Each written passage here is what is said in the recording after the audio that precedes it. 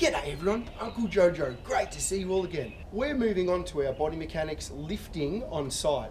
Now we've done the wheelbarrow and we've done lifting bags on site. So now we're moving on to lifting timber. It's probably the most used construction material on all building sites worldwide. From the humble 90 by 45 all the way up to the big LVLs, which are usually like a 350 by 65. If you can get at the very beginning your foundation right, then you're going to have no troubles in lifting these pieces of timber and being able to move them around site for longevity. So you're able to do it for a long period of time over your entire career. Today we're going to look at one method, and that's just going to be lifting it up and holding it at your hips. Part two of this is what we're actually going to do is lift up the timber and leave it on our shoulders. So similar to the bag of concrete or the wheelbarrow, we want to make sure that we've got a straight back, our core's engaged, and we're squatting down.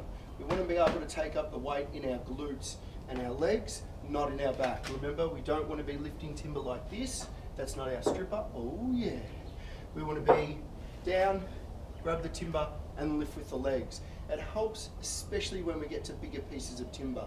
From here, we keep it against our hip, and then we can move around the site quick and easy.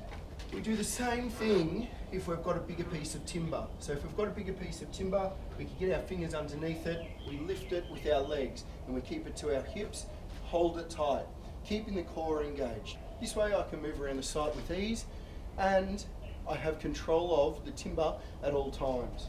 So again, the chain of your foundation is super important. Remember, we squat down, we keep the back straight, we flex our butts and hold on to our glutes. Whoa, get that muscle mass going and keep the core nice and tight. You need to keep the core nice and tight. Gives you a really nice stomach, and then, you know, it happens to me all the time. I walk down the street and everyone goes, "You're so hot right now, Uncle Jojo. I want to pass you."